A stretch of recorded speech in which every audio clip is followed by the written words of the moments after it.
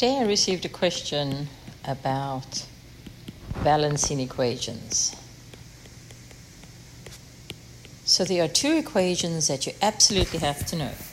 The equation for cell respiration, which is glucose, C6H12O6, when it is in the presence of oxygen, gets completely broken down into 6 carbon dioxides and 6 waters.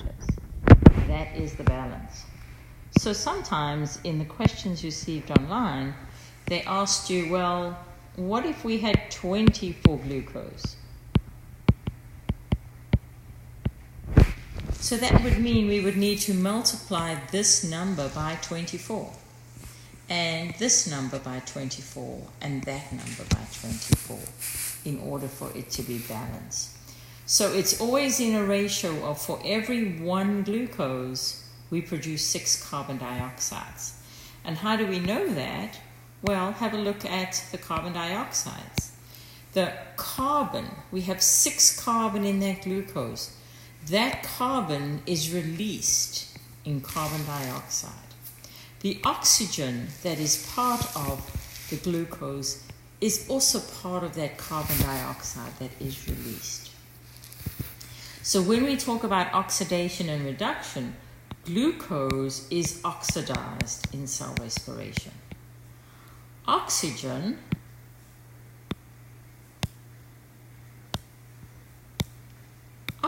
gets reduced.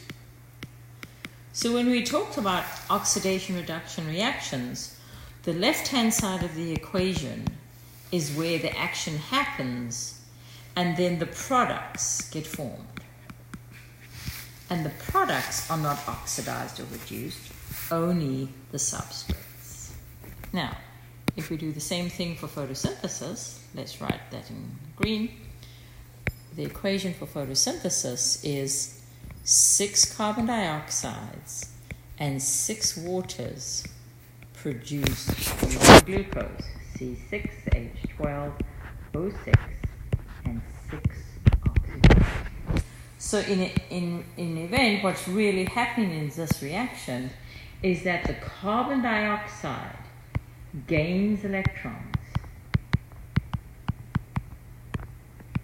and with electrons often come your hydrogen ion, and gets turned into glucose.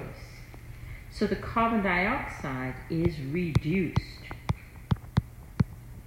Who is the electron donor in photosynthesis?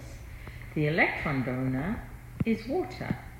So water is losing electrons, and ultimately that's where our waste product comes from. That's where the oxygen. So hopefully this helps you understand that balancing question that you were asking me.